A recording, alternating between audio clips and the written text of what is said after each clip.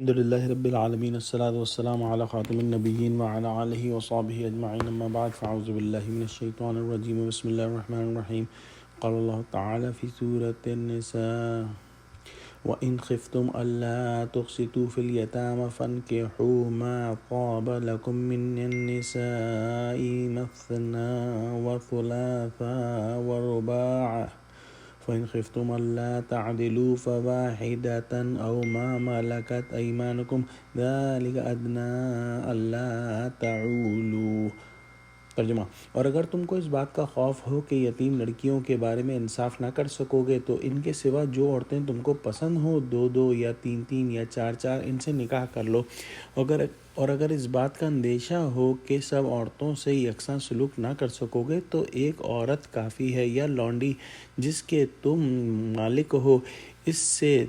تم بے انصافی سے بچ جاؤ گے۔ حضرت عائشہ رضی اللہ تعالیٰ عنہا سے اس آیت کے بارے میں سوال کیا گیا تو آپ نے فرمایا کہ اس آیت میں ایسی یتیم بچیوں کا ذکر ہے جن کا باپ فوت ہو جاتا تھا اور جو مال میراث میں ملتا تھا وہ اس بچی اور اس کے ولی کا مال مشترک ہوتا تھا جسے تقسیم کرنا لازم تھا۔ اب یہ ہوتا تھا کہ جو شخص اس بچی کا ولی یا سرپرست ہوتا تھا وہ اس کے مال میں یا جمال میں رغبت رکھنے کی وجہ سے اس سے نکاح کر لیتا تھا، لیکن بچی چونکہ اپنے ہی گھر میں ہوتی تھی اس لیے اس کا مہر جتنا مقرر کرنا چاہیے تھا نہ مقرر کرتا تھا، اور اس وجہ سے اس بات سے منع فرما دیا گیا کہ ان لڑکیوں سے نکاح کریں اور پورا مہر نہ دیں، بلکہ یہ حکم فرمایا کہ ان لڑکیوں کو پورا مہر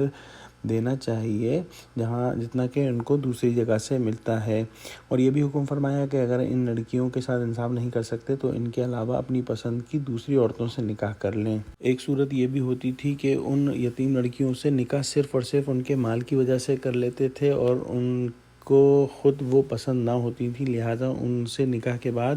ان کے ساتھ بدسلوکی کرتے تھے۔ لہٰذا یہ حکم دیا گیا کہ اگر تم کو یہ ڈر ہو کہ یتیم بچیوں کے بارے میں انصاف نہ کر سکو گے تو دوسری عورتوں سے نکاح کر لو جو تمہیں پسند ہوں۔ اس آیت کے اندر عورتوں کی تعداد کے بارے میں بھی ارشاد فرمایا کہ جو عورتیں پسند ہوں ان میں سے دو دو تین تین یا چار چار سے نکاح کر سکتے ہو، یہ اجازت ہے، حکم نہیں۔ اور اگر یہ ڈر ہو کہ ان میں انصاف نہ کر سکو گے تو ایک ہی عورت سے نکاح کر لو۔ یا باندیوں کی بھی اجازت دی گئی ہے۔ باندیاں وہ کافر عورتیں ہوتی تھیں جو کہ جنگ کے وقت قبضے میں آ جائیں اور پھر جو امیر ہو مسلمانوں کا وہ ان کو مجاہدین میں تقسیم کر دے، لیکن یہ بات سمجھ لینے کی ہے کہ نوکرانیاں جو ہیں وہ باندیاں نہیں ہیں اور ان سے جمع کرنا حرام ہے، ایسا ہی حرام ہے جیسا کہ کسی غیر عورت سے جمع کرنا حرام ہے۔ اگر ایک سے زائد بیوی کی جائے تو اس کے اندر جو ہے انصاف اور عدل کرنا لازمی ہے، لیکن جو ایک طبیعت کا میلان یا رجحان ہے اس